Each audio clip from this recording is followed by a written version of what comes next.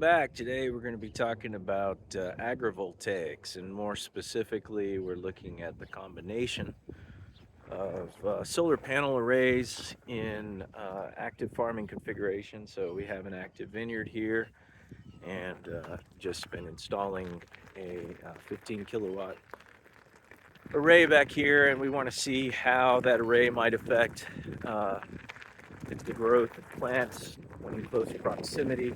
We did some early experiments on just small growing beds, and we saw that we can actually elevate the soil temperature, or at least maintain the soil temperature overnight by around 5 degrees.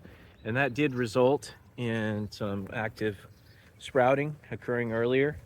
Uh, so these plants actually had sprouted earlier when we had the panel on them. But then as far as growth was concerned, we saw that the open bed actually, which collected more moisture, did much better.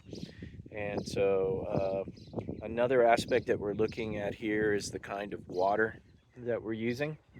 So if we just use, for example, city water to maintain moisture levels, then we'll find that there is a lot of chlorine and mineralization. Or if you're using well water, you might also find that. Might want to also check the salt levels if you're anywhere near salt water, since that will affect the growth of your plants significantly. So one of the things I've done here to just kind of test out and ensure that we have pure rainwater, which is also referred to as DI water, is I've converted my hot tub over here into just kind of a algae pool. And so I'm just got a well pump, and I'm pumping that water directly into the beds there. So I know this water is actually free of any type of minerals or chemicals because stuff is actively growing in it. It would be considered not just DI, but actually bioactive water.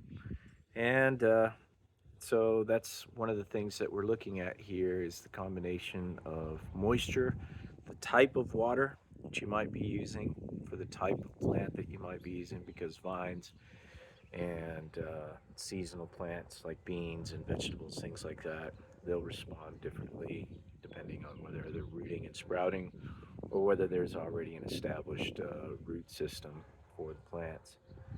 So those are all things we're looking at, and hopefully we'll find some interesting answers to questions.